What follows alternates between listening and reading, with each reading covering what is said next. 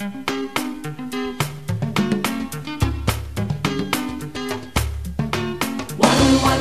combination, professeur Fatou Sow et moi, nous sommes un amalgame de choses. Je suis la littéraire et elle est la sociologue. Donc ça va faire un très bon panache. Et professeur Fatou Sow n'est plus à présenter. Donc tout ce qu'on va faire, c'est l'écouter. Voilà, je veux d'abord dire merci, un grand merci à toutes ces personnes qui m'ont invité à participer à ce 3e salon, qui me donne l'immense joie d'en être l'invité d'honneur. Bon, j'exprime au fond ma profonde reconnaissance parce que vous m'invitez à continuer à m'associer à vos réflexions et à vos fêtes. Si moi j'apporte des années d'expérience, de recherche, d'enseignement et parfois des leçons de vie, je dois bien dire que je me nourris des échanges avec vous et apprends autant de vos expériences. Vous ne pouvez pas imaginer combien j'apprends lorsque je rentre chez moi. D'abord, ça me permet de discuter avec mes enfants. Je suis au top, comme elles disent de temps en temps, de ce qu'elles disent et de leurs échanges. Et ça me fait vraiment le plus grand bien. Et surtout, ça me donne, comme j'ai dit ce matin, je suis qualifiée de pionnière. Bon, j'ai fini par accepter le terme, il me flatte. Mais pionnière d'un sujet qui n'existait pas sur mon campus il y a 30 ans, ça c'était difficile. Et aujourd'hui, on a des bribes de cet enseignement, parce qu'au fond, de manière subreptice, les jeunes femmes sur le campus font le travail sans annoncer haut et fort ce qu'elles font et ce qu'elles écrivent. Je tiens à remercier particulièrement pour cette invitation Amina Sek. Merci beaucoup de m'avoir invité. Merci pour le café qui me booste un peu.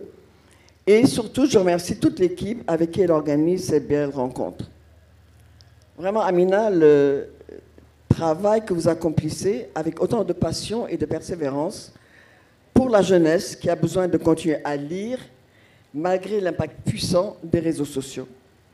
Nous en avons besoin pour le développement des lettres et des belles lettres. Donc je vous souhaite une bonne continuation et je souhaite que ces prix que vous mettez en place soient un jour aussi courus que le Goncourt, le Femina ou le Pulitzer. Alors j'aurais dû dire Inch'Allah, mais enfin un prix à l'africaine qui comblerait les aspirations africaines serait vraiment vous récompenser de tous les efforts difficiles que vous faites en ce moment. Alors, je remercie bien sûr toutes les intervenantes, les participantes, les invités et ES. Et maintenant, les personnes, et je dis ça pour mon neveu, des hommes et des femmes qui participent à ces débats, qui ont commencé et que pour ce plus souvent jusqu'à dimanche, éclairent ce salon d'une beauté particulière. Alors, ces situations peuvent varier en fonction d'un contexte contemporain, marqués par des changements multiples, les uns liés au temps qui s'égrène, les autres attachés à un temps bousculé par tous ces événements qui agitent le monde. La complexité du monde nous frappe toutes de manière souvent si brutale que l'on en oublie les moments de joie. Cette beauté particulière que j'évoque ici est liée à votre présence singulière, à votre présence de jeunes femmes et de jeunes hommes qui se confrontent aux réalités du monde. Votre présence que je ne qualifierai pas encore de présence de masse, mais qui est suffisamment significative pour nourrir assurément l'avenir de la littérature africaine. J'ai été vraiment frappée par cette abondance d'ouvrages, car je n'avais pas idée ou une idée faible de son ampleur. Moi, à votre âge, les premières conférences de littérature ou de sciences sociales africaines auxquelles j'ai participé au début des années 60, non comme écrivaine, le mot n'existait pas encore, mais comme jeune étudiante, l'écrasante majorité était composée d'auteurs hommes. Alors je ne parle que de ceux que j'ai rencontrés, parce que j'étais assise dans une salle où ils ont parlé. Senghor, Birago Diop, Ousmane Sosé Diop, Bernard Dadier, Senghor, Césaire, Léon Gontran Damas, Kamara Lai, Abdoulaye Sadji, Cheikh Hamidou Kane, Cheikh Aliou Ndao, pour ne citer que quelques-uns de ceux que j'ai rencontrés et dont je me rappelle le nom. Ces auteurs ne m'avaient jamais été enseignés à l'école, parce qu'on n'enseignait pas la littérature africaine du temps des colonies. Et peut-être qu'ils n'existaient pas, ou ils existaient peu, mais leur enseignement n'était pas officialisé. Les femmes arrivent de manière tout à fait subreptice sur un terrain qui ne les attendait pas. Les premières Sénégalaises qui s'aventurèrent sur le terrain sénégalais d'écriture fut d'abord Annabel Erderneville, notre tata à toutes, qui publie une série de recueils de littérature entre 1965 et 1976, et un peu plus tard. Nafissatou Niang Diallo, avec Étienne Le Plateau, c'était en 1975, donc c'est tard. Amita Soufal, avec qui j'étais au lycée, quand il a quitté Saint-Louis, avec la grève des bateaux en 1978. Mariam Ba, c'était une tata. Une si longue lettre en 1980. Dekoma Beng Diakhaté, une autre tante, qui publie Fille du Soleil en 1980. Et Ken Bougoul avec le Baobab Fou en 1982. Alors, si l'émergence du roman africain se fait à pas très comptés à ses débuts, aujourd'hui, la production explose. Vous en avez sans doute discuté lors du premier salon et d'autres événements, les raisons qui ont poussé à cette florescence inouïe. En tout cas, je vous encourage. Alors, littérature, exil et quête identitaire sont les thèmes de cette 3e édition du Salon du livre féminin de Dakar. L'exil et la quête identitaire, qui constituent vos 2 thèmes de cette année, soulèvent en moi plusieurs questions dont nous avons commencé à discuter hier. Vous citez vous-même l'exil forcé du temps, et là je relis le papier concept que j'ai reçu. L'exil forcé du temps de la traite des esclaves, celui durant les colonisations, l'exil contemporain, dans une volonté académique et professionnelle, ou l'exode massif, mortel hélas, en pirogue ou à travers les océans. Tant de questions sont soulevées. Je n'en aborderai que quelques-unes, non comme romancière, parce que je ne suis pas romancière, je ne suis pas écrivaine. J'essaie d'être auteur scientifique alors que ma carrière est terminée. Mais ce sont des questions qui m'ont interpellé comme sociologue dans mes recherches. Et l'exil et l'identité ont été des sujets particuliers, chacun en soi, ou dans des situations productrices de situations complexes dans lesquelles des femmes subissent des conséquences très graves. Alors, exil, migration, immigration. Je parlerai surtout des concepts. Je crois que c'est très important que nous utilisions les termes qui sont appropriés. Parce qu'en fonction de la manière dont nous utilisons les termes, nous aggravons les situations, nous les déformons, nous les rendons terribles, à tel point qu'on se demande est-ce qu'on peut être confronté à ces problèmes. Alors hier, dans la discussion, c'est Mme Laura, j'ai retenu qu'elle était mariée à M. Dia, hein, mais c'est Laura, voilà, je ne sais pas retenu le nom. En tout cas, j'avais été très intéressée par ce qu'elle disait. Elle nous a invités à prendre en considération, de manière plus substantielle, l'exil et l'immigration dite clandestine qui lui est rattachée. En effet, il y a toute une logique linguistique à déconstruire dans ces concepts utilisés. La migration est aussi vieille que le monde. Il est difficile de la dater. Je pense qu'il y a une première chose. D'abord, nous ne devons pas, ou nous devons cesser de commencer notre histoire avec l'esclavage et la colonisation qui s'en est suivi. Alors, je n'entrerai pas dans cette histoire-là parce que je la connais mal et je veux juste l'effleurer.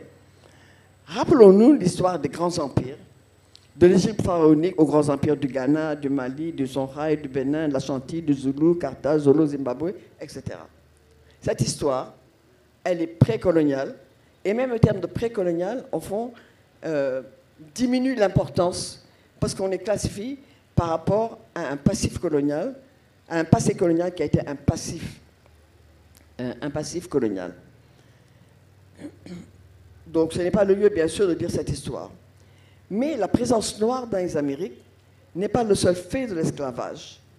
Les migrations africaines précolombiennes intenses datent au moins autour de 1312, avec le voyage de Baccarie II, alors que Christophe Colomb arrive dans les Amériques en 1492. Rappelez-vous, le cinquantenaire d'arrivée de Christophe Colomb dans les Amériques, c'est au fond pas si loin que ça, c'était en 1992. Baccarie II est arrivé presque 135 ans avant. J'aime avoir en mémoire cette histoire pour que l'espace ne soit plus, cet espace ne soit pas le marqueur le plus ancien dans ma mémoire historique. Ma mémoire historique, je ne veux pas la limiter à l'esclavage. Je veux qu'elle porte beaucoup plus loin, parce qu'on a un passé beaucoup plus lointain. Alors, je ne dis même pas beaucoup plus glorieux, mais beaucoup plus historique, beaucoup plus avec une épaisseur qui font ma personnalité, qui font la vôtre et qui font celle des Africains, eux qui soient réduits à des restants de ce que la traite d'esclavage n'a pas apporté vers les Amériques. Alors, lorsque la conquête du monde a rendu riche la France, l'Angleterre, le Portugal, l'Espagne, l'Italie, l'Allemagne, la Belgique, disons l'Europe, qu'aujourd'hui se barricade dans ses frontières, leur immigration était clandestine. Ils sont partis sans demander l'avis de personne, parfois financés par le prince, mais ils n'ont pas demandé de l'avis des gens qu'ils allaient retrouver dans les Amériques, en Asie et dans plusieurs pays dans lesquels, sans demander la permission aux contrées sur lesquelles cette immigration a débarqué, elle a fini par conquérir et coloniser. Dans mes livres d'histoire d'élèves des colonies, on appelait ces mouvements de population des grandes découvertes. Or, nous, les voyages en bateau que font les gamins d'ici, c'est également des voyages de découverte, si on peut prendre le même exemple. Aujourd'hui, l'Européen ou l'Américain qui migre ou émigre est un expatrié, voire un assistant technique ou un coopérant, comme on le disait au moment des indépendances, ou tout simplement un touriste. Il peut entrer dans l'ensemble de nos pays sans visa ou un visa délivré à l'aéroport avec un passeport ordinaire et, jusqu'à il y a 20 ans, une simple carte d'identité suffisait aux Français pour entrer dans l'ancienne colonie du Sénégal. Et ça, c'était sous Senghor. C'est pas si loin que ça, hein, je vous assure. Et l'Européen qui travaille en Afrique gagne un revenu bien supérieur à celui d'un Africain exerçant le même emploi. Combien de médecins formés dans les universités africaines, travaillant en France ou en Angleterre ou dans d'autres pays, sont considérés comme faisant fonction de médecins? Parce que pour être médecin, il faut avoir fait des études en France, mais comme ils ont besoin de médecins, alors... Et aujourd'hui, l'Allemagne, qui s'apprête à arrêter l'entrée des Syriens, puisque les Syriens, entre guillemets, sont libérés, l'Allemagne, aujourd'hui, se rend compte que si elle renvoie des médecins, et des médecins syriens, son système de santé sera en crise. La logique de l'accès au travail du migrant est une logique perverse. L'immigration clandestine en Occident est une migration de travail, en fait, car ces irréguliers font tout le petit travail que les Occidentaux ne peuvent plus ou ne veulent plus faire. Les travailleurs soninké du Sénégal ou du Mali, des ouvriers algériens et nord-africains appelés à grand renfort dans les années 1950, 1960 et 1970 pour reconstruire la France de l'après-guerre, a été une main-d'œuvre abondante et bon marché. Le regroupement familial qui a préservé leur santé mentale, donc leur plus grande efficacité dans le travail, est aujourd'hui perçu en France comme une manière de grand remplacement. Ça, ce sont les discours que l'on entend sur toutes les chaînes de C8 à beaucoup d'autres. Puis en même temps, les familles occidentales font de moins en moins d'enfants, alors que nous, les Africaines, nous en produisons encore en abondance, d'abord en Afrique, d'où le taux de population extrêmement important. Dans 50 ans, nous serons la population la plus vaste du monde, avant les Chinois et avant les Indiens. En Occident, on n'en fait plus. Or, cette naissance, alors je n'ai plus les chiffres, hein, mais un certain nombre d'enfants sur 10 en Occident sont les enfants de pays immigrés, d'Afrique subsaharienne ou d'Asie, parce que les Asiatiques en font de moins en moins, ce qui reste problématique pour le système français et le système européen. Enfin, on ne parle pas assez des migrations interafricaines à la colonisation, mais bien avant, et puis après les indépendances, que l'on peut constater. On trouve des Sénégalais partout en Afrique. Wolofobougou à Bamako, Treichville à Abidjan, dans toutes les capitales ouest africaines, en Afrique centrale, en Afrique australe, au Congo, au Gabon, en Afrique de l'Est, on trouve de fortes communautés sénégalaises, pour ne parler que celle-là, parce que c'est celle-là que je connais et c'est celle-là que je suis. Les premiers travaux de Ablaye Bara Diop, considéré comme le père de la sociologie sénégalaise, ont porté sur la migration tout couleur à Dakar et sa banlieue. Et moi-même, dans un ouvrage collectif datant des années 1980, sur les migrations dans le Sahel ouest africain, nous avions pris bonne note des migrations des femmes sérères ou des femmes diola à Dakar. Alors, je dis diola, mais elles auraient pu être mandjak ou elles auraient pu être d'autres ethnies. Elles venaient travailler en saison sèche pour gagner de l'argent, composer à trouver un mariage et rentrer en saison des pluies pour cultiver. Et progressivement, elles sont installées dans le Cap-Vert. Mais toutes ces migrations ont été importantes et sont beaucoup plus importantes que les migrations dont on parle aujourd'hui, qui sont des migrations considérées comme scandaleuses, donc font l'actualité, alors qu'on a, dans ces mêmes migrations dont on parlait, des problèmes d'exil. Mais exil à l'intérieur du continent africain et un exil en Europe sont des exils vraiment différents. Et les migrations féminines sont de plus en plus importantes en provenance de la sous-région. Je pense aux travaux de Kodou Bop, ma collègue journaliste, qui a réalisé des études sur les femmes dans l'extraction minière, dans la Falémé, au Sénégal oriental. Ces femmes qui viennent de Guinée, de Gambie, de Sierra Leone, parfois de Côte d'Ivoire, qui viennent travailler. Et elles sont de plus en plus impliquées dans l'extraction minière, à la recherche de l'or, mais également, hélas, dans les activités de prostitution, parce que les hommes, il est bien entendu, ont besoin de femmes et elles vendent leur corps à ce propos. On se rend également compte qu'il y a des recrutements de jeunes femmes par des mendiants aveugles pour les conduire dans les rues de Dakar, de gens venant du Niger, du Mali. Et on les voit dans la rue, hein. On les voit avec leur voile, qui est un voile particulier, qui n'est pas celui que portent les Sénégalaises. Et les diverses crises politiques que l'on a eues au Niger, en Guinée ou au Mali, aminent des familles entières sur les trottoirs de Dakar. Toutes les fois qu'il y a une crise au Mali, au Burkina, on voit des familles se déverser sur les trottoirs, avec des femmes qui travaillent, d'autres qui sont étalées avec leurs enfants.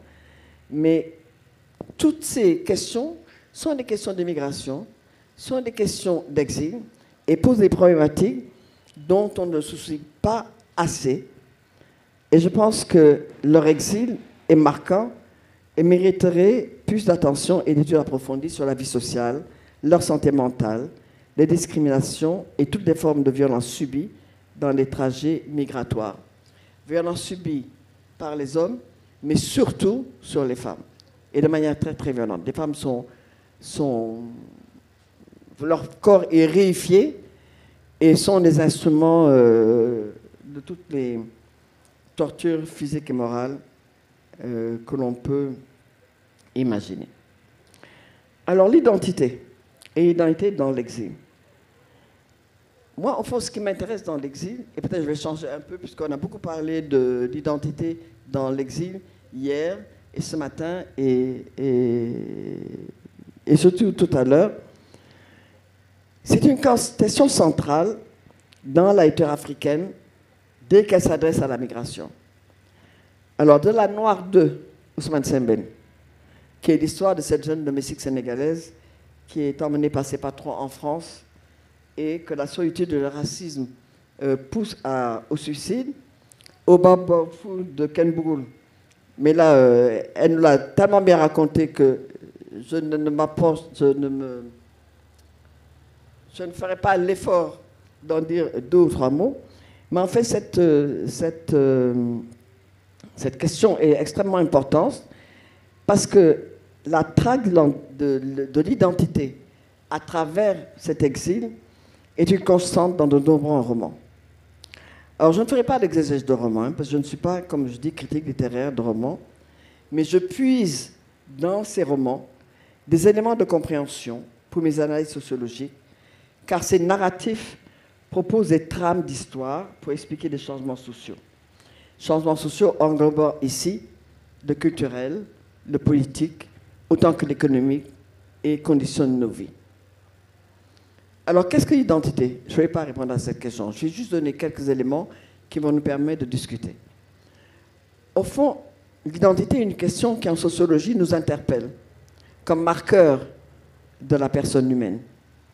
Si je me tourne dans cette salle et que je vous regarde et que je vous demande « Qui êtes-vous ?» mes questions démasqueront votre identité. J'aurai de multiples réponses.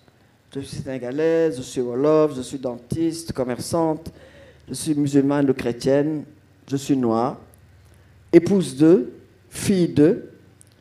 On dira plus rarement « je suis blanche » et on se déférera encore plus rarement par sa sexualité. Mais tous ces éléments font partie de l'identité. Qu'est-ce que l'exil? Qu'est-ce que la migration ou l'immigration affecte le plus et qui mène au désespoir? C'est l'identité. Celle que vous avez acquise par l'éducation et l'instruction, celle dans laquelle vous avez été socialisé, mais vous contestez. Et je suis d'accord avec Dariso quand elle dit « des valeurs ancestrales, la culture, moi, elles me sont insupportables. » Vous vous en dépassez, moi, je les trouve insupportables. Et toutes les fois qu'un homme me dit « oui, mais Ada Mamila »,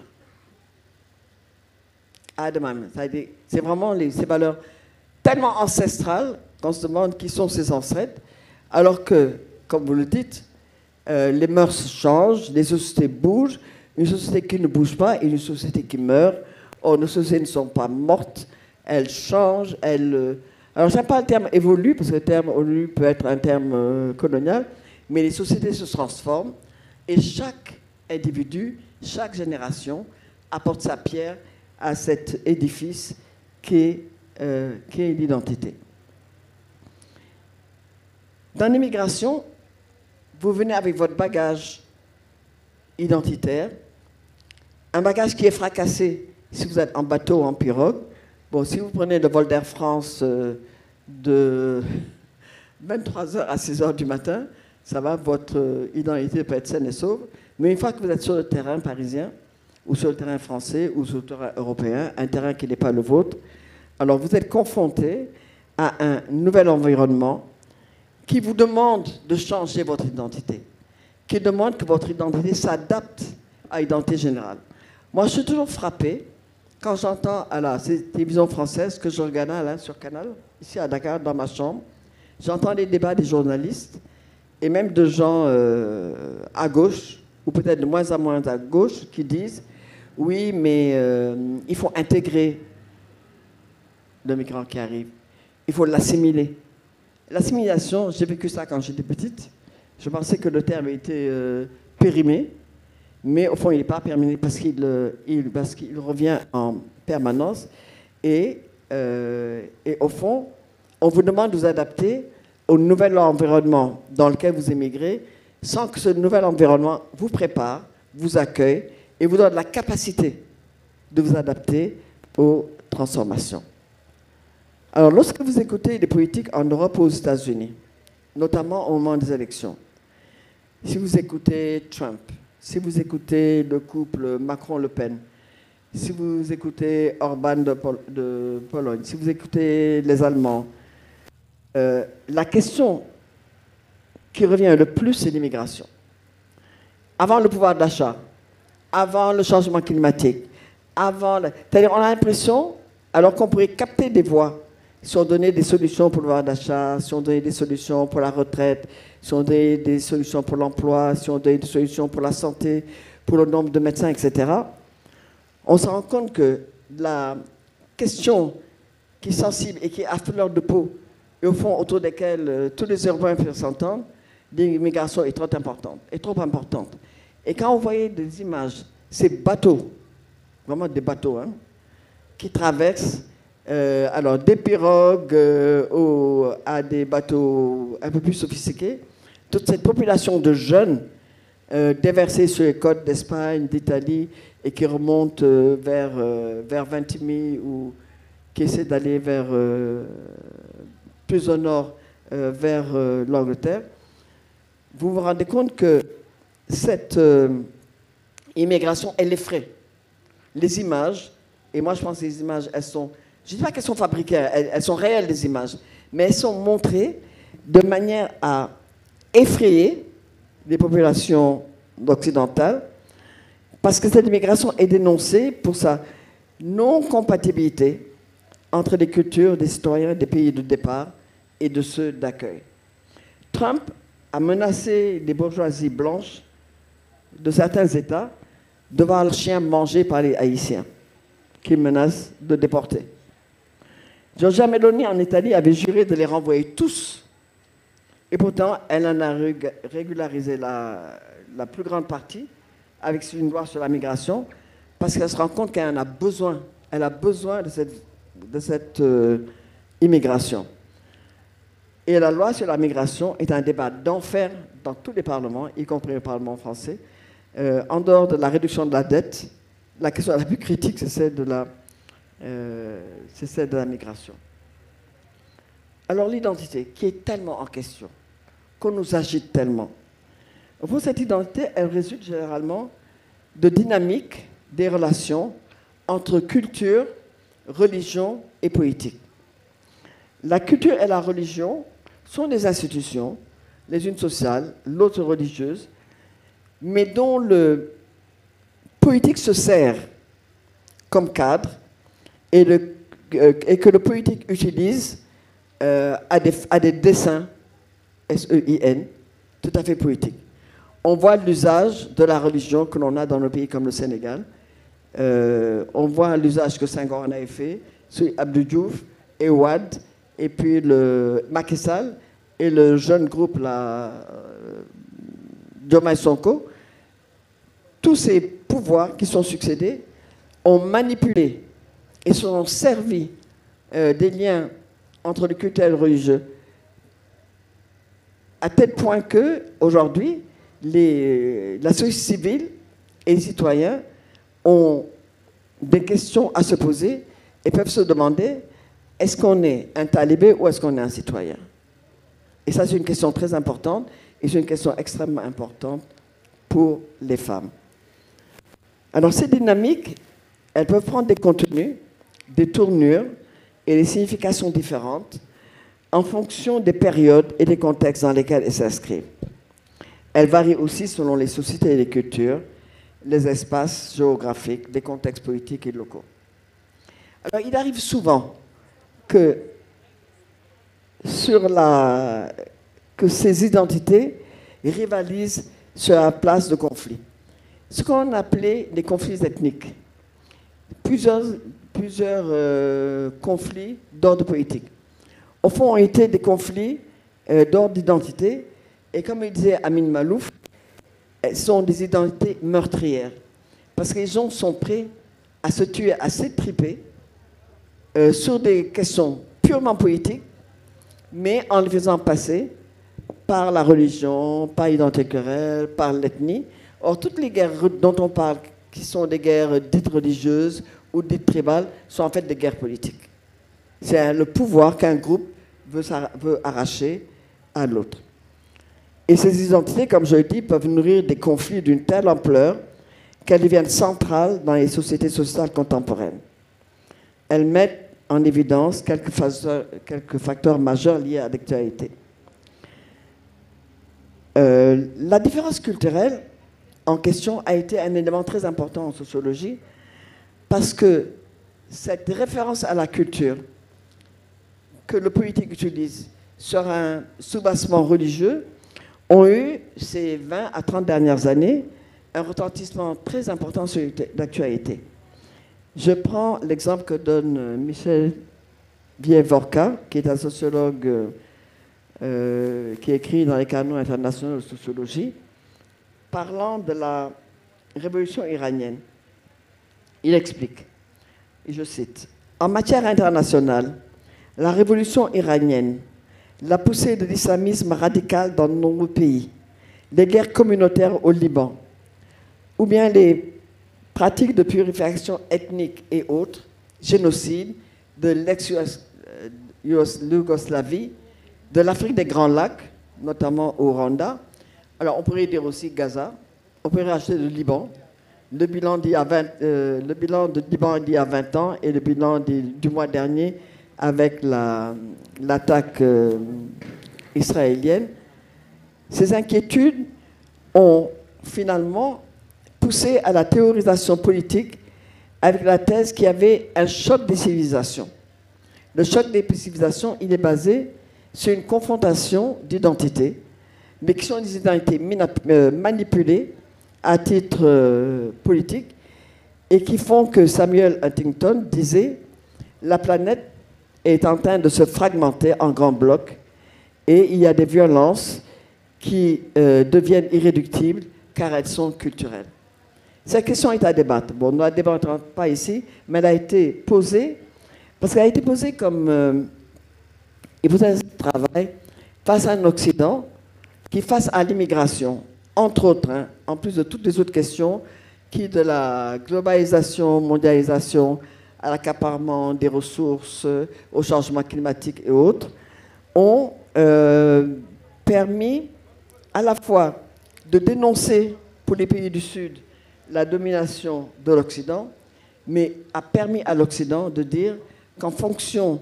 de ce choc des civilisations, on peut, au nom du bien, au bon et au nom du mal, raser l'Irak, enlever Kadhafi, bombarder l'Afghanistan, et de faire d'Israël un point, enfin, de penser qu'Israël serait un point avancé de la démocratie dans le monde arabe. En Afrique, on a utilisé cette notion de choc des cultures, mais ce choc des cultures a permis, au fond, de dénoncer le colonialisme, l'impérialisme, la néocolonisation et la globalisation. Mais ça, c'est important parce qu'au fond, il y a sur la base de ces déplacements de population, de cette migration, d'avoir un champ du monde qui s'élargit. Ça a permis, sans entrer dans le débat sur le choc des civilisations, de retenir 3 idées qui, je pense, peuvent être utiles pour notre discussion après. La première, c'est que, en fait, il y a un changement de regard sur les rapports internationaux. Les sociétés non occidentales, l'Afrique et l'Asie, ne sont plus réduites comme des objets de l'histoire. Ces régions deviennent des actrices de leur histoire et de leur propre histoire. Mais on se rend compte également, et c'est la deuxième idée, c'est que des mouvements néoconservateurs et radicaux, qu'ils soient religieux et qu'ils soient politiques, dans le monde, alors aussi bien en Occident qu'ailleurs, revendiquent ce soubassement identitaire, ce soubassement nationaliste, culturel et religieux. Ils s'en nourrissent pour dénoncer leurs oppositions, leurs accords, leur lutte et leur connivence. En fait, la lutte des intérêts, traduite en politique et en programme, a lourdement affecté de larges pans des populations, dont les femmes et les jeunes et les groupes dits vulnérables ont fait vraiment les frais. Et la troisième et dernière idée, je pense, c'est l'ancrage de la question dans les identités. C'est pour ça que les identités restent, même si c'est un concept qu'on doit discuter, que l'on doit analyser en profondeur, c'est un concept qui, aujourd'hui, dans le débat géopolitique contemporain, nous fait penser que ces revendications identitaires, qui sont entretenues par des expériences coloniales et exprimées de manière diverse, revêtent des formes nouvelles d'exacerbation. Elles renvoient à un souci profond de reconnaissance historique de la part des populations ou des groupes que l'on avait exploités, marginalisés, précarisés, colonisés, Je pense au dernier de la Terre, comme il disait Franz Fanon. Et cela fait remettre en question la domination de l'Occident, qui plus sa domination est critiquée, plus elle s'accroche à ces dominations et trouve des outils différents pour que la globalisation continue à exercer son pouvoir. Au fond, comme j'avais dit, l'identité, au fond, elle est un marquage par la religion, par la culture et par tout autre déterminant de la société ou de l'individu. En fait, il y a une construction de sens à travers cette identité. Et cette construction de sens qui est à la base de la socialisation, cette production de sens que l'on donne à l'enfant, que l'on socialise, l'enfant peut s'en approprier, l'enfant peut refuser, comme le fait Garrison. Excuse-moi, hein, parce que comme tu as dit ça, donc je me sers de ton expérience, disant, je refusais d'être ce que ma mère et mon père voulaient que je sois. Et heureusement, elle avait suffisamment d'outils pour pouvoir, alors j'aime pas dire briser les chaînes, hein, parce que ce n'est pas des chaînes au fond, mais briser un moule dans lequel on a vu, mais à quel prix? À quel prix elle a pris ce moule? Et on le fait d'autant plus qu'il y a une pluralité d'identités qui entraîne des tensions et des contradictions. Je pense par exemple, on parle souvent de la Oumma islamique. Et problématique de la Oumma islamique. Si l'Arabie saoudite peut bombarder des outils depuis, ça fait plusieurs années, je pense qu'entre musulmans, ou si les sunnites et les chiites peuvent s'entretuer autant, c'est problématique. On a également, on parle souvent des juifs, des chrétiens, des alpoulas, des wolofs, des bambara, comme si c'était des groupes, homogènes. Enfin, le dernier point que je voulais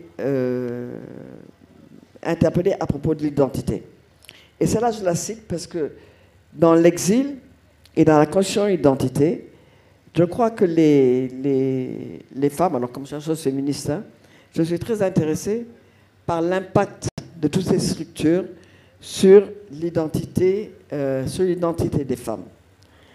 Parce que si la requête de l'identité, savoir qui je suis, pourquoi je suis, comment je suis, qu'est-ce qui fait que je peux changer, qu'est-ce qui fait que je peux revenir, ou qu'est-ce qui fait que je peux me déterminer, au fond, on se rend compte qu'on est dans des organisations et dans des sociétés qui actuellement n'ont jamais été aussi conservatrices. On a un fondamentalisme qui a été rampant dans les années 2000, mais qui aujourd'hui éclate au grand jour, et qui font que les formes de fondamentalisme, et là je ne parlerai que de religions révélées, comme il disait célibat, judaïsme, christianisme, islam. Alors je ne m'aventurerai pas dans le judaïsme, parce que ce n'est pas mon secteur.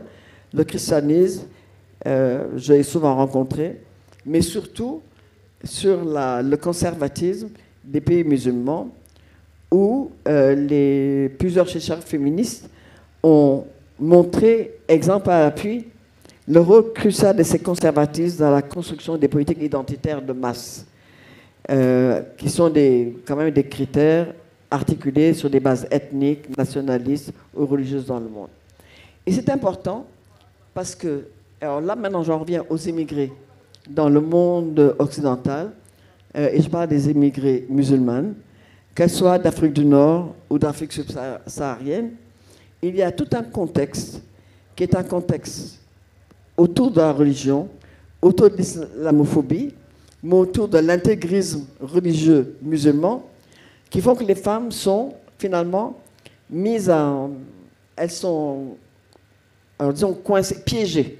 Moi je dirais, elles sont piégées entre l'identité religieuse que vous voulez avoir et l'identité dont vous vous servez pour démontrer à une communauté qui n'a pas la même religion que la vôtre. Et ça, c'est le voile islamique tel qu'il est porté en Occident. tel qu'il est porté au Sénégal, ça c'est une question dont je ne débattrai pas, peut-être ça arrivera dans la... Mais c'est qu'en Occident, il y a eu tout un débat autour du voile musulman, qui a d'abord été l'identité des femmes du Maghreb. Leurs grands-parents et leurs mères étaient venus en France travailler. Bon, les femmes âgées portaient un foulard noir, mais les autres femmes, elles travaillaient, elles étaient d'abord épouses et mères de famille, donc dans les maisons, puis les autres ont travaillé comme institutrices, comme vendeuses, comme infirmières, sans aucun signe religieux. Et tout d'un coup, entre les années 70, 75 et 2000, il y a eu une explosion du port du voile islamique par des très, très jeunes femmes en France, dans les rues, mais dans les lycées, qui fait qu'il y a eu tout un débat. Alors, mais en France, c'est extrêmement difficile. C'est extrêmement difficile de parler d'islam, parce que quand on parle d'islam, on est très vite taxé d'islamophobie. Et c'est vrai que l'islamophobie peut être un certain racisme de la part de communautés en France. Mais en même temps, l'islam radical existe en France. L'islam politique existe en France, prend ses marges, prend ses marques, et d'y avoir vécu, moi, une quinzaine d'années, a fait vraiment qu'il était plus facile pour moi de voir comment cette revendication identitaire n'était pas une revendication religieuse.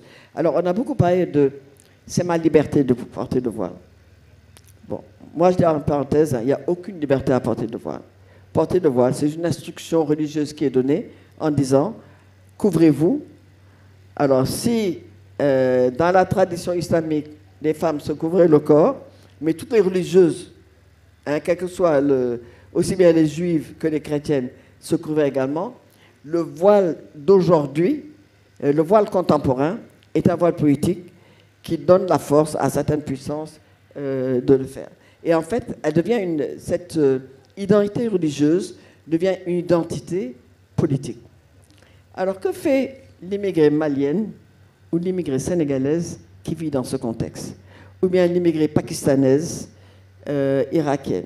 Et celle-là, j'en parle, parce que le réseau Femmes Siloa musulmanes, que j'ai dirigé pendant une dizaine d'années, qui est un réseau qui s'est constitué dans les années 80 autour des grandes conférences internationales sur les droits des femmes et des citoyens, on se rendait compte que ce que nous avions en commun comme musulmanes, c'est de croire en Dieu, de croire dans le prophète, d'avoir le livre, de faire les 5 prières.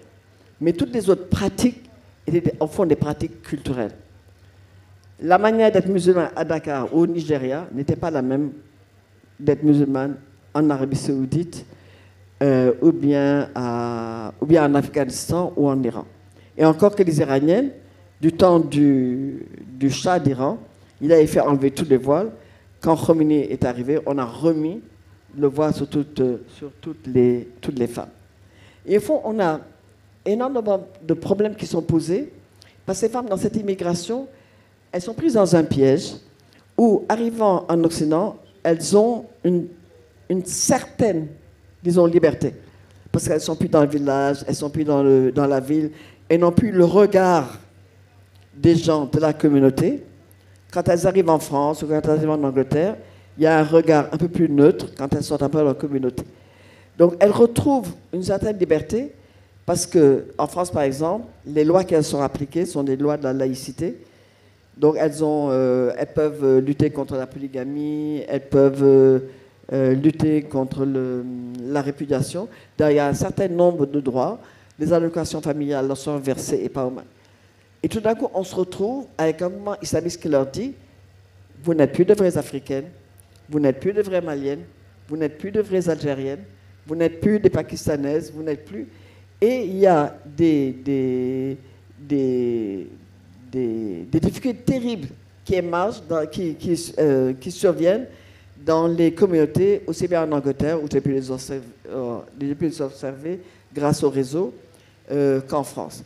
Donc, on a ce problème d'identité, qui est l'identité qui est la vôtre, avec sa charge.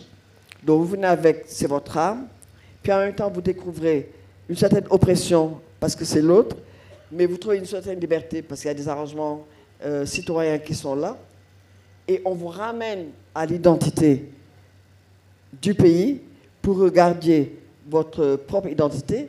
Et là, la question de l'identité devient une question qui est très, très rapidement un piège pour les individus et surtout pour les femmes.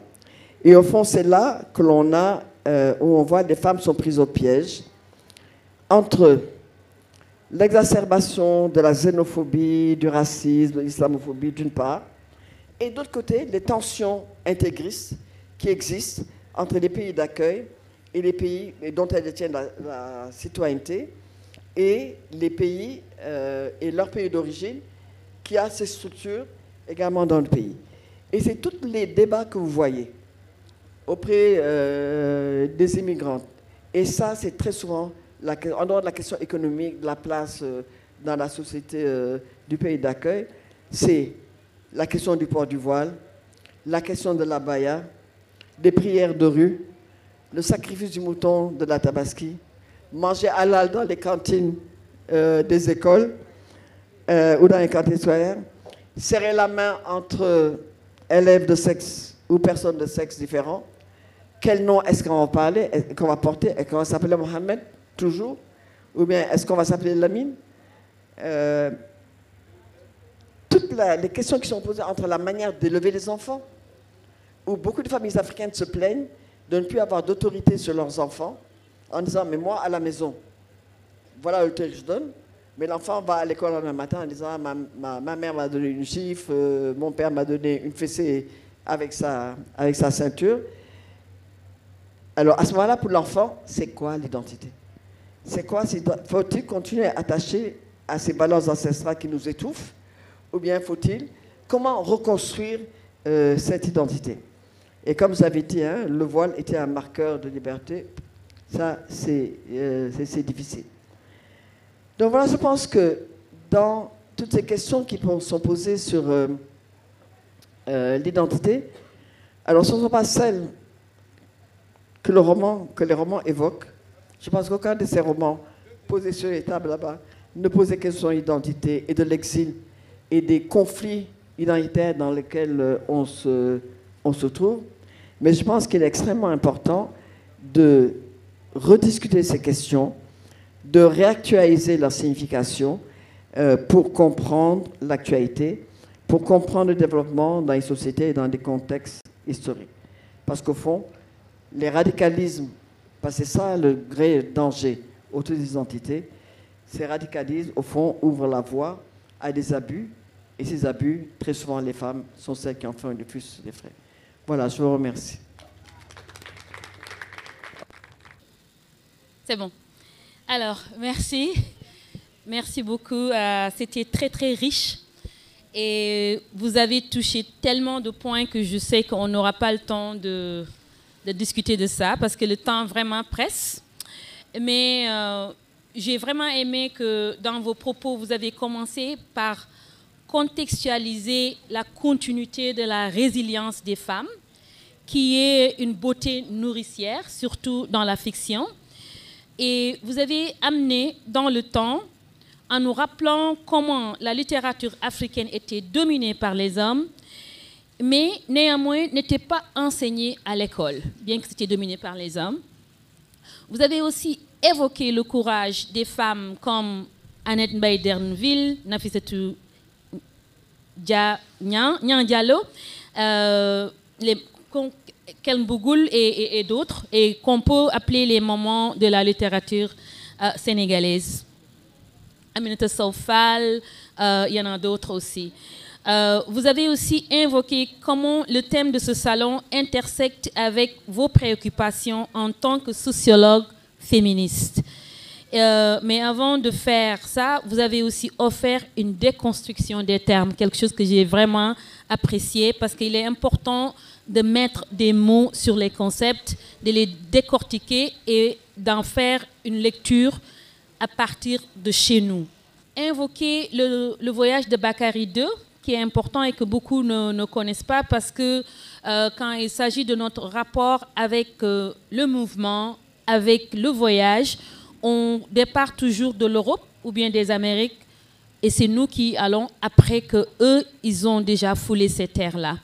Donc le voyage de Bakary II nous donne une opportunité de dire que les Africains ont toujours bougé, mais bougé pas en tant que victimes, mais en tant que des personnes qui allaient vers d'autres cieux pour découvrir soit des savoirs, mais juste aussi pour se déplacer. Et ça, c'est très important. J'ai écrit tellement de choses, mais je crois qu'avec le temps, on va aller avec les questions. Et le dernier panel nous a déjà offert beaucoup de matière par rapport à ce que vous aviez dit par rapport à l'exil. Et moi, je veux amener un exemple qui vient de mon expérience en tant que Sénégalaise qui vit aux États-Unis, mais qui est retournée au Sénégal. Et je me demande si ce revers de l'exil, comme Ken Bougoul l'a documenté dans Riwan ou le chemin de sable, et que Fatou Diom aussi a invoqué dans son livre Le vent de l'Atlantique, mais aussi l'attente des exilés que les femmes aussi font dans ces sociétés migratoires aux migrantes, comme dans celles qui attendent. Est-ce que la vie des femmes elles-mêmes n'est pas un exil permanent? Par exemple, on nous dit « Jigéen dëkkul fenn ». Mais quand on nous dit « Jigéen dëkkul fenn », c'est surtout dans le contexte du mariage que tôt ou tard, elle va aller rejoindre un mari. Bon, je crois effectivement que l'expression « Jigéen dëkkul fenn » est une expression très intéressante et très riche de sens. Alors, il y a certaines régions, comme à Saint-Louis, et il y a un Saint-Louisien dans la salle qui pourra confirmer que beaucoup d'hommes sont eux qui viennent rejoindre des femmes dans une maison au bout d'un certain temps, et c'est après seulement que la femme quitte. Mais en fait, ce sont les femmes qui généralement quittent la maison familiale pour aller retrouver la maison du mari, et à ce moment-là, elles sont sous la coupole de la belle-mère, des belles-sœurs qui sont des maris, qui sont des maris bien sûr, des frères qui sont des maris, et où sa force de travail et sa capacité de reproduction est mise au service de la famille dans laquelle elle vient. C'est vrai que c'est un...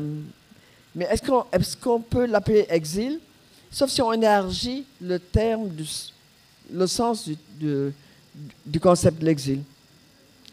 Parce que l'exil est au fond un moment de dépossession d'un espace qui est le vôtre, mais là vous partez d'un espace pour un autre espace qui va devenir le vôtre, alors que les exilés ne possèdent jamais d'espace vers lequel ils vont. Je sais pas. Merci. Donc peut-on avoir une lecture sociologique féministe ou bien genrée de l'exil? Je pense ici au poids des religions et de la société qui ne quitte pas les femmes. Par exemple, quand les femmes sont exilées, elles doivent maintenir cette identité dont on parlait, de femmes sénégalaises, de femmes musulmanes, de femmes ceci, de femmes cela. Alors que je crois que pour les hommes, ils ont beaucoup plus de liberté d'être ce qu'ils veulent être. Donc, quelle serait une critique féministe de l'exil? En fait, c'est une critique féministe de la situation des femmes. Les femmes sont en représentation et elles sont tenues de performer à la mesure des représentations qu'on attend d'elles. La femme est la gardienne des valeurs et elle est la gardienne des traditions. Elle est celle qui est la stabilité à la fois culturelle, morale et religieuse de la famille. Même si c'est l'homme qui est le leader de la famille, c'est lui qui dirige la prière, mais le point de stabilité, c'est la femme. Et la femme, quel que soit l'endroit dans lequel elle se déplace, elle est, le centre dans lequel la famille va tourner. Hein. Et même si c'est on appelle ça une fonction de reproduction qui lui est,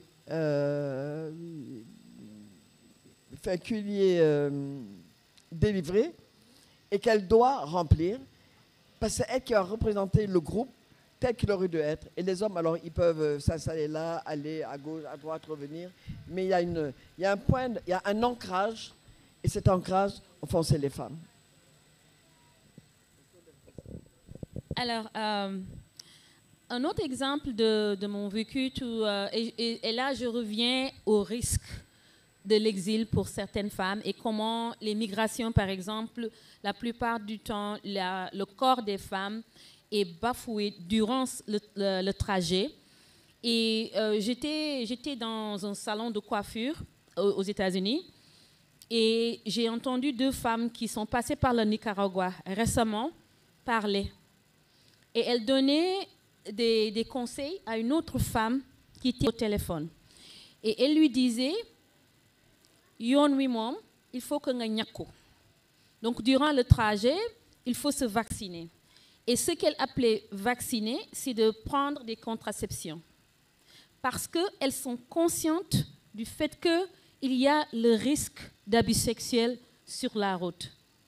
Mais moi, j'étais complètement éberluée par cette conscience qu'elles ont des risques de l'immigration, mais pourtant, elles sont prêtes à subir ça pour partir.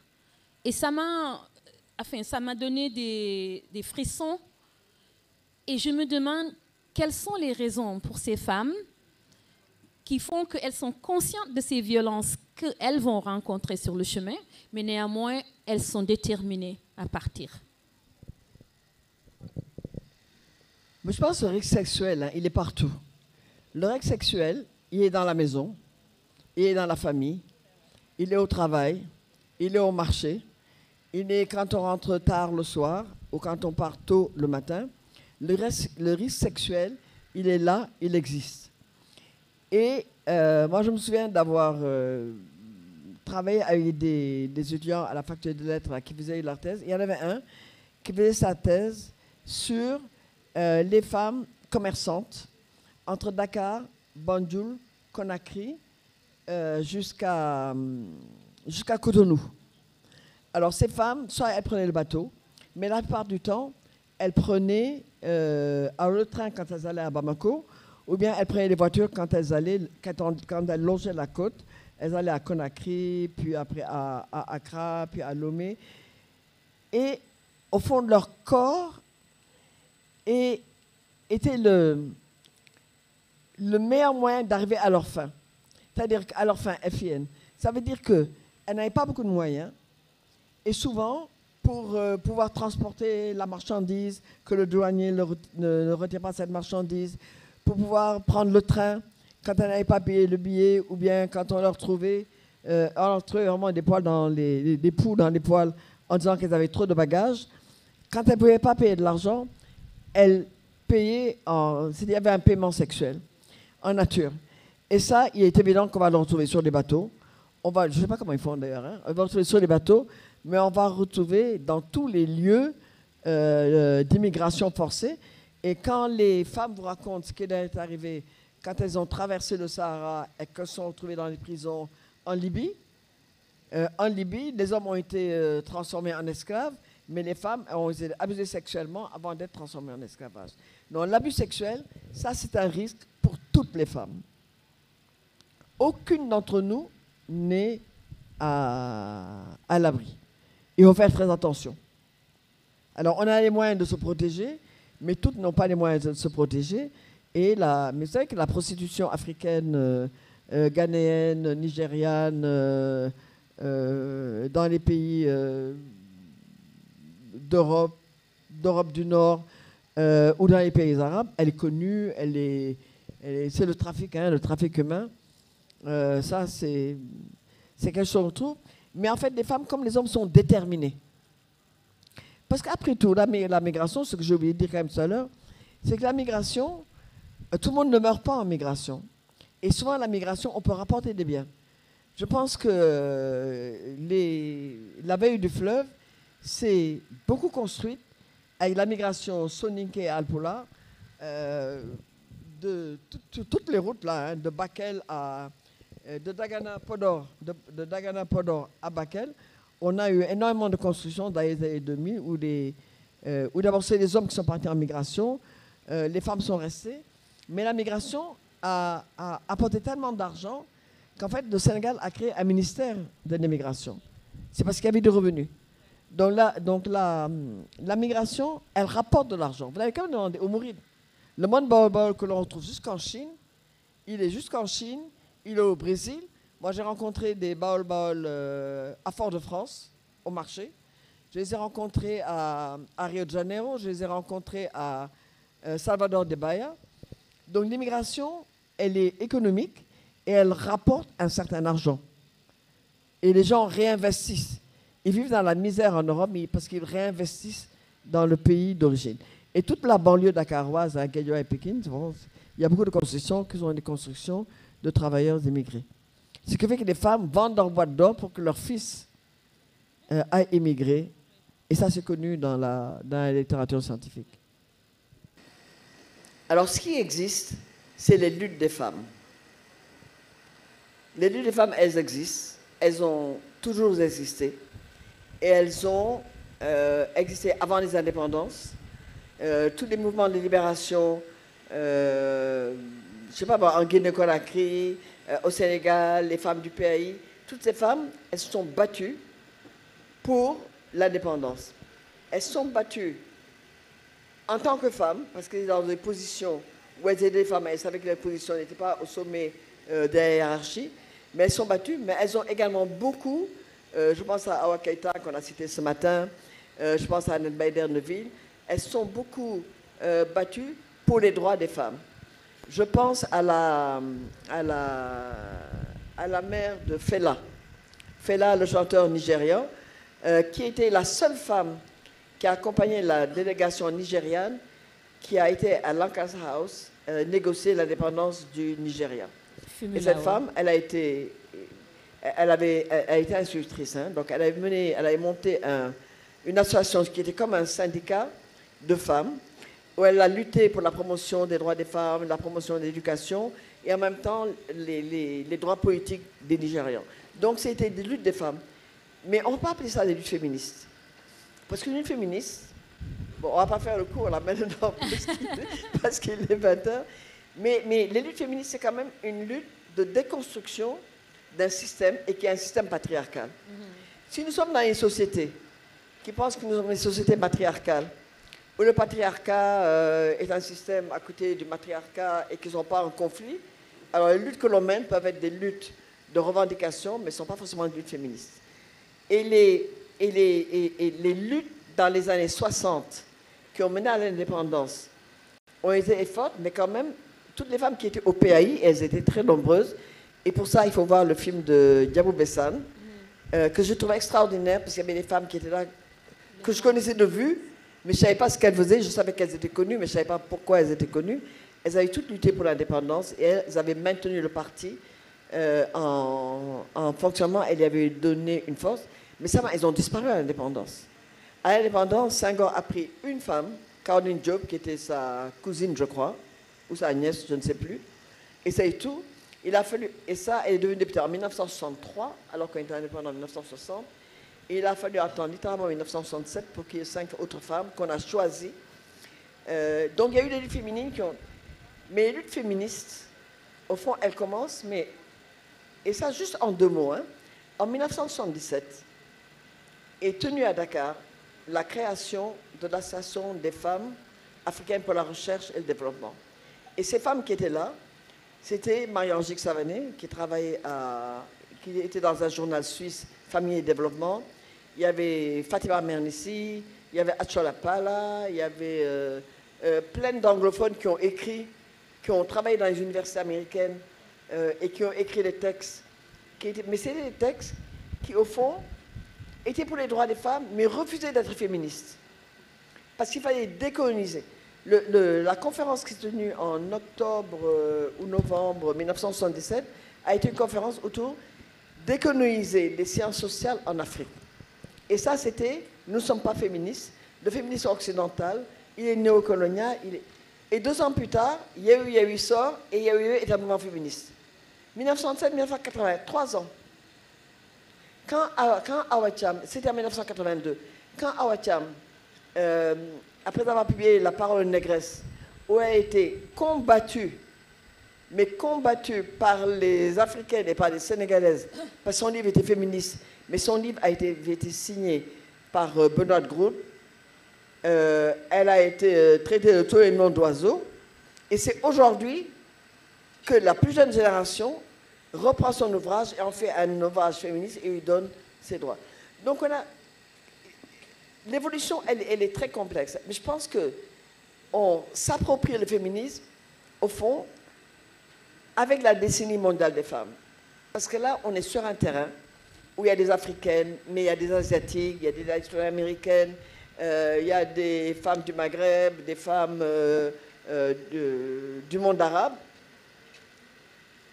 Face aux occidentales, il y a un débat qui est plus ouvert, qui est plus large, et à ce moment-là, il y a des échanges d'idées.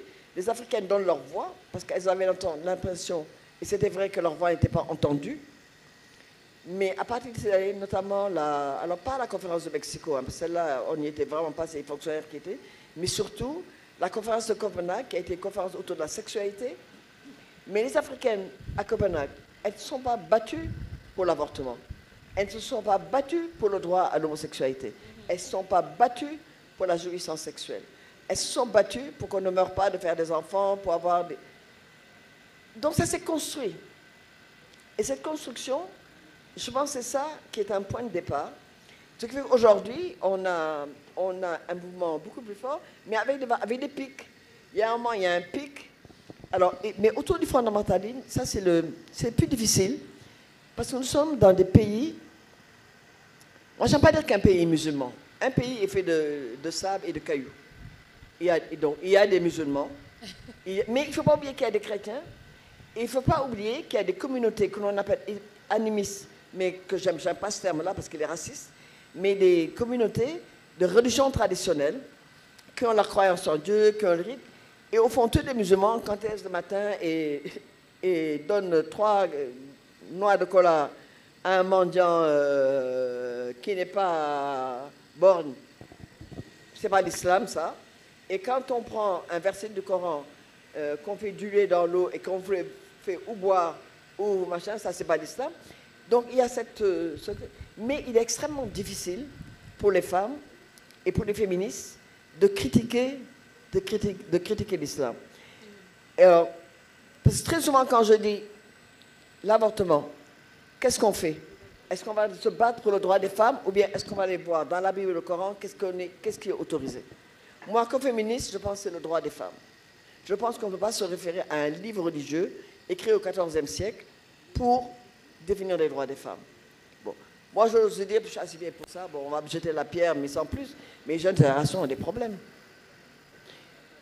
Vous savez, cette menace, moi j'appelle ça une menace, hein, de dire qu'on va défiler le 31 décembre, Tatounen, a affolé, alors pas la population, parce qu'elle n'en sait rien, mais elle a affolé les réseaux sociaux. Ouais. Elle a affolé les réseaux sociaux. Et qu'est-ce qu'on a? On a un imam là qui enseigne à l'université qui dit, mais le Coran interdit la nudité. Really? Dans la tradition Diola, quand on a un problème à régler, souvent on lève son pagne. Et ça, c'est arrivé quand il y a quelques années, il y avait une grève à Ziguinchor qui était une grève terrible. Les femmes âgées et les plus jeunes, mais les femmes âgées ont défilé, tout le monde les a suivis. Elles sont arrivées devant le gouverneur, elles sont et la question a été réglée. Mais ça, si on le fait aujourd'hui, c'est contre la religion. Donc la question du fondamentalisme, elle existe. Vous pouvez imaginer le nombre. Tout à l'heure, je regardais, il y avait un podium là. Il y avait Diarisso. Elle est jeune, hein? Et il y avait plusieurs petites filles qui devaient la prendre comme une idole autour d'elle. Il y en avait 7 ou 8. Elles étaient toutes voilées. Et vraiment, j'avais un problème. Parce que dire que ces petites filles sont voilées, parce que c'est un choix, dire que les petites filles, quand elles sortent de l'école Maya Maba et qu'elles sont toutes couvertes, c'est un choix. Quand elles sortent d'ISM, elles sont toutes conversées à choix, on a un problème. Mais nous avons une difficulté à discuter de la religion. Nous avons une difficulté, et quand on discute de la religion, vous avez toujours quelqu'un qui vous dit, mais Al-Quran nena. Et toutes les fois qu'on dit Al-Quran nena, il ne peut plus y avoir de débat possible. Et ça, à ce niveau-là, c'est extrêmement difficile. On n'arrive pas à discuter de l'avortement alors qu'il est autorisé par la... Parce que jusqu'à un certain nombre de semaines, le fœtus n'a pas d'âme dans le Coran. Mais moi, comme je dis, si le Coran le dit, tant mieux. Mais s'il ne le dit pas, on doit pouvoir avoir un discours citoyen pour le faire. Même le fait que Senghor ait dit il n'y a plus de réputation possible, le divorce est judiciaire, a soulevé un tollé terrible. Donc et c'est vrai que il est plus facile de critiquer le christianisme plus ouvert, là, qui est quand même plus ouvert, je le dis, et ça très honnêtement, que de critiquer l'islam dans nos pays. Parce que critiquer dans l'islam, dafa aay dans les safara. Et ça, c'est une question. Et les féministes sont bloquées. Elles sont bloquées dans le cadre religieux. Hier, on a eu un débat. On a amené une prédicatrice. Et quelqu'un m'a dit, mais on est obligé. C'est parce qu'on est dans un pays musulman. Mais on n'est pas obligé. On ne discute de la religion, ni pour le changement climatique, ni pour le code de la pêche, ni pour les droits miniers, ni pour la scolarisation des enfants, ni pour le budget, ni pour la présence à l'Assemblée nationale. La religion n'intervient que dans le code de la famille. Et quand il est dans le code de la famille, il frappe les femmes. C'est pour réguler les femmes. Voilà, merci beaucoup, madame. On ne pose pas de questions à sa compagne. La compagne étant pour nous, les hommes, la personne la plus importante avec la badiane. Bon. Mais quand même, un petit commentaire, et je pense que, d'ailleurs, ce que vous venez de dire sur Al-Quran Nakawah me fait penser un peu à ce que vous avez dit au départ, c'est-à-dire qu'on passe beaucoup de temps et beaucoup d'énergie à faire ce qui est aujourd'hui la déconstruction de ce que nous avons vécu en 300 ans, pendant la colonisation, et on oublie au fond la profondeur historique qui nous amène à 3000 ans avant. Et cette profondeur historique, finalement, on l'ignore, je crois, alors que pour moi, et je viens d'y penser, je pense que le mouvement féministe, que ce soit des hommes ou des femmes, en tout cas les personnes qui écrivent, devraient un peu reconsidérer la fonction du pharaon. Le pharaon, il n'était pas que roi, il était aussi Dieu. Et savoir qu'il y avait des pharaons femmes, pour moi, est un acte fondateur du féminisme. Mais les gens, je pense que, j'espère une réflexion en tout cas sur ça, comme fondateur de quelque chose, et comme également construction de notre être depuis jusqu'à l'arrivée du colon. Et cette période-là, elle est ignorée. Et j'ai même l'impression qu'on a peur, au fond, de l'invoquer à cause du fait qu'il y a une bonne part qui y était anti-islamique et que donc ça ne nous permet pas de dire qu'on vit avec l'islam depuis longtemps comme on aime le dire. Et cette peur se manifeste même je crois, dans les salles de classe. Personne n'enseigne que Bakary II a été en Amérique en telle année. Ce n'est même pas la peine de dire avant Christophe Colomb. Il était en quelle année? Mais j'ai l'impression que même ça, on a peur de le dire parce que justement ça pose peut-être quelques problèmes. Mais je pense vraiment à cette profondeur historique. Je le disais à Felwine Sarr avant-hier, parce qu'il fait aussi un atelier. Quand même, la déconstruction, je veux bien, mais il faut aussi construire ce qui s'est passé avant l'arrivée du français. Et je pense qu'on ne le fait pas souvent. Merci. Ben alors, je voudrais dire, ce qui s'est passé avant. Alors, c'est vrai qu'il y a eu des femmes pharaons. Mais combien de femmes pharaons sur les milliers d'années? Combien de femmes pharaons c'est? Parce que c'est le débat que j'ai avec Fatou Nekama. Quand elle me cite 3 pharaons sur 3000 ans, je dis Fatou, c'est pas sérieux. C'est comme quand on dit les Lingers. Les Lingers n'étaient pas des reines. Les Lingers, c'était la mère du roi ou la sœur du roi. Elle n'était pas une reine. Et la Linger, elle se battait pour mettre au pouvoir son fils ou la personne qu'elle voulait mettre là. Mais au pouvoir, ce n'est pas elle qui était assise. Donc là aussi, c'est un problème.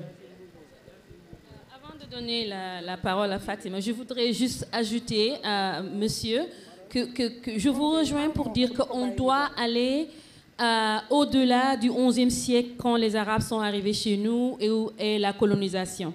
Mais en même temps, je crois qu'on a tendance, en voulant défendre une africanité qui était parfaite, de dire certaines choses. Non, non, laissez-moi finir, s'il vous plaît. Il y a un texte qui s'appelle les Maximes de Ptahhotep. Ça date de 4000 ans. Et le sexisme coule sur ce texte-là. Et ça vient de l'ère pharaonique. Donc, il ne faut pas qu'on idéalise ce temps aussi. Et que peut-être, quelque part, avant ces ères-là, il y avait peut-être une puissance féminine, mais toujours le patriarcat était dans ces communautés-là. Donc, il ne faut pas qu'on idéalise l'Afrique avant les Arabes et l'Afrique avant les Occidentaux, bien qu'on doit la revisiter. Merci, Maram. Je savais que tu allais répondre parce que... Voilà. Alors, moi, je voudrais poser une question par rapport à la vision romantique qu'ont certaines femmes exilées en Europe ou en Amérique. Je trouve qu'il y a une vision idéalisée de leur pays et elles reproduisent en fait des comportements extrêmement antiques presque, qui datent de... Enfin, elles ne sont pas du tout, elles refusent d'être dans un mouvement de modernité, pensant que lorsqu'elles sont... qu'elles font un lien, un pont avec leur pays d'origine, en ayant des comportements comme ça. Quand je parle de ça, je pense aux femmes, par exemple, qui sont à Mantes-la-Jolie en France, par exemple, qui excisent encore leurs enfants, qui tiennent les maisons sont ouvertes comme au Fouta. Elles essaient de reconstruire le pays de leurs rêves. Elles oublient que ce pays de leurs rêves, en fait, il n'existe pas et qu'il n'a jamais existé même. Et donc, je voudrais comprendre ce processus qui consiste donc à s'accrocher à une image romantique de l'Afrique qui n'existe pas et à laquelle elle s'accroche. Mais je crois qu'il y a là ce besoin de s'agripper à une identité perdue. Parce que font ces femmes, notamment au moment des baptêmes, des mariages, il y a des grands baptêmes, des grands mariages. On fait venir celles qui ont les moyens, font venir des griots depuis Dakar. Il y a ou bien quand le marabout arrive, il va de maison en maison, puis on fait... Donc il y a ce besoin de référence identitaire pour dire j'existe encore. Et j'existe dans le lieu qui n'est plus le mien, existe dans un lieu où je ne pourrais jamais m'adapter parce que ces personnes sont arrivées trop tard pour changer. Et on a eu des conflits terribles avec les enfants parce que les garçons, eux, ils partent. Et ils se débrouillent comme ils peuvent, alors que les filles sont coincées dans les maisons et on les élève selon un modèle qui n'existe même plus en ville de Dakar, mais peut-être encore entre Matam et Podor. Mais ça, je crois que c'est un besoin existentiel de dire j'existe. Et ça, on ne peut pas leur reprocher de dire j'existe. Mais la façon d'exister est difficile. Elle est difficile parce qu'il y a des contraintes, elle ne peut pas faire de bruit, il y a trop de bruit dans l'immeuble. Et d'ailleurs, quand il y a autre bruit dans l'immeuble, les plus aisés partent, quittent l'immeuble, et après on se retrouve dans des ghettos où il n'y a ou que des Arabes, ou que des Soninké, ou que des Bambara, ou que des Cap-Verdiens. Mais là, je pense que c'est ce besoin d'identité, ce besoin d'être. Je ne suis pas chez moi, mais il faut que je transporte mon chemin, il faut que je le transporte ici. Mes enfants, je ne sais pas, les enfants sont à l'école toute la journée. Et les enfants, au fond, souvent, n'ont pas besoin d'être différents des autres enfants. Les enfants, ils veulent se fondre dans la masse. Hein, les enfants veulent se fondre dans la masse. Par exemple, vous avez des enfants, ils sont élevés dans un milieu alpulaar, là, où tout le monde parle. Vous allez à New York, les parents parlent alpulaar dans la maison. Alors, les aînés continuent à parler alpulaar, mais les plus jeunes, ils comprennent, mais ils répondent en anglais, hein, parce qu'ils parlent anglais dehors. Et ça, je l'ai vu parce que les Wolofs sont plus paresseux. On force les enfants à rien du tout. Mais moi, j'ai toujours été très impressionné d'avoir des familles Wankan que j'ai connues, les uns en Italie, les autres en Allemagne, où tous les enfants parlaient alpulaar parfait, mais parce que la famille imposait la langue.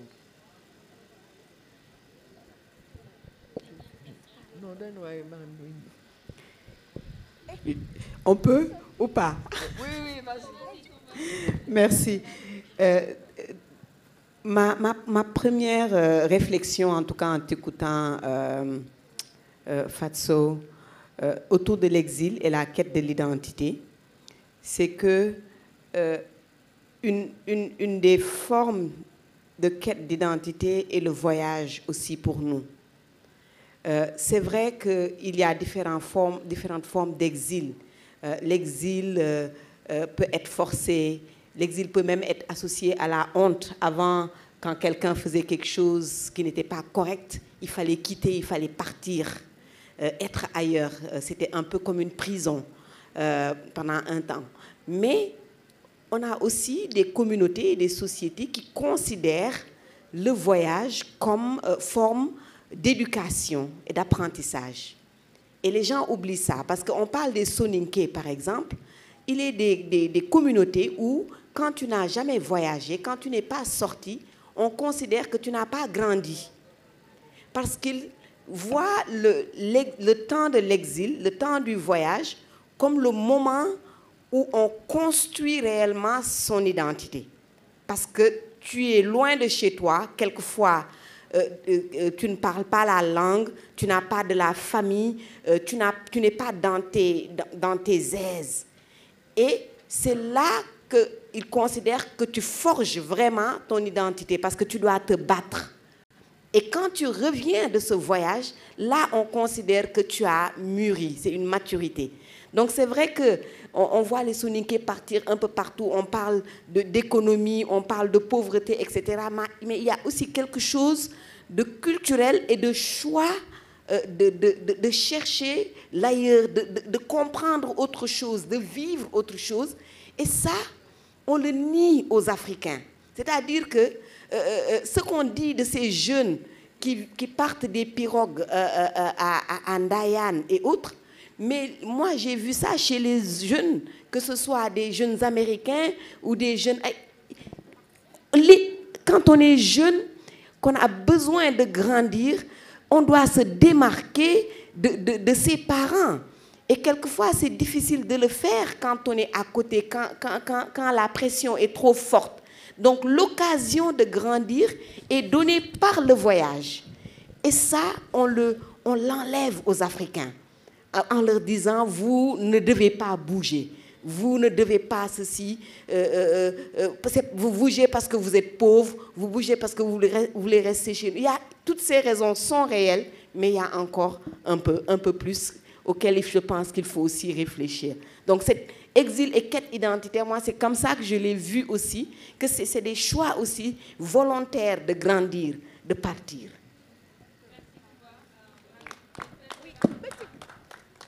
Merci Maram, merci.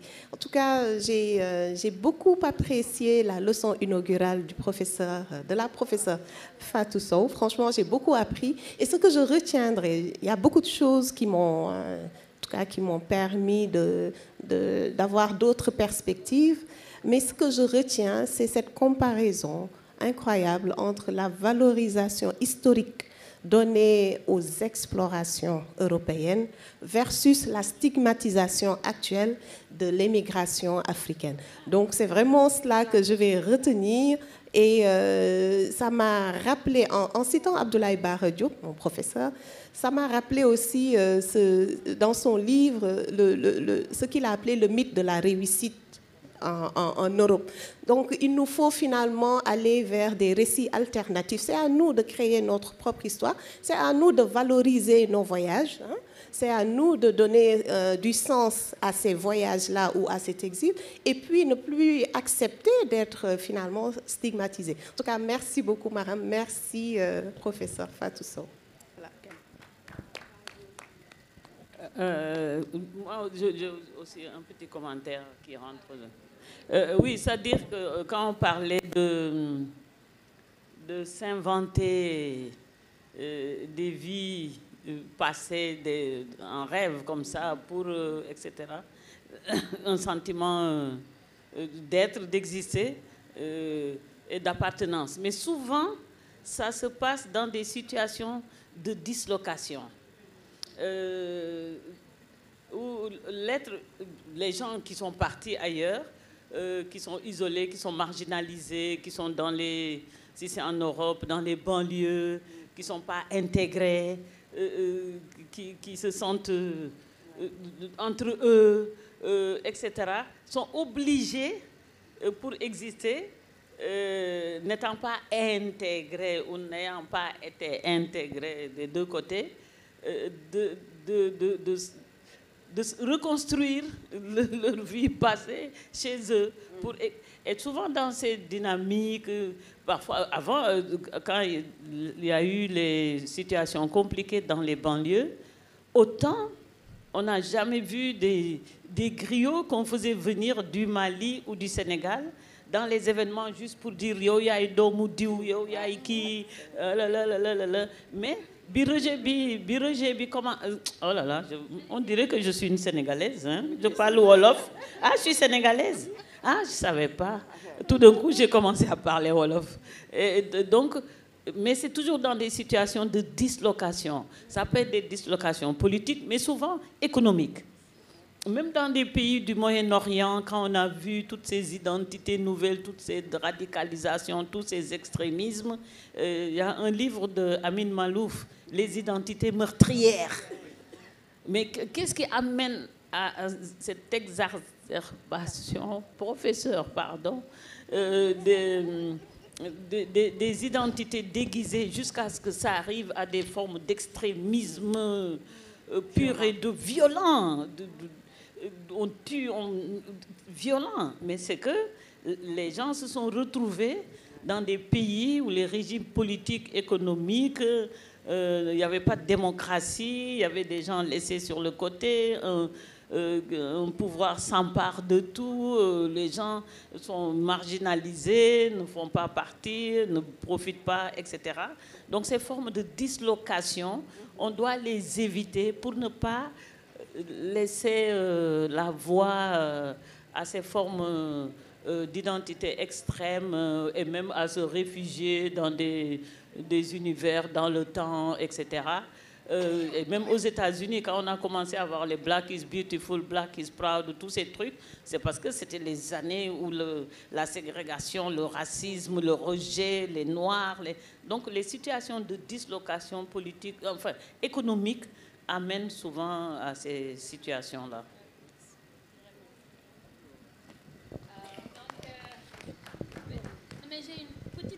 J'ai une petite question. Le professeur Fatou Sow n'aime pas qu'on parle d'elle parce qu'elle dit qu'on a assez parlé d'elle. Donc, j'ai juste une question. À quand un mémoire féministe? Parce que toutes les choses que vous nous racontez, je crois qu'on en a besoin.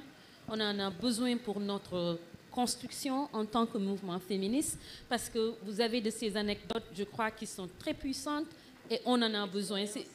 Vous nous en donnez des petites parties ici et là, mais je crois qu'un mémoire nous ferait du bien.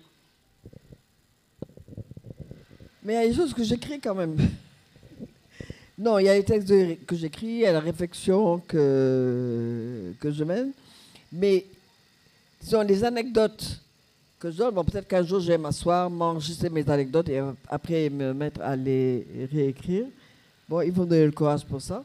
Mais comme je participe beaucoup à ces réunions, pas pour m'entendre parler, mais pour avancer le combat des idées. Parce que si nous ne le faisons pas, quelqu'un d'autre viendra le faire de manière différente. Mais toutes les fois que je suis invitée, je viens et j'ai ma collection, dans les poches. Mais oui, je vais y penser un jour. Je vais y penser un jour. Ouais. Okay. Merci beaucoup. Merci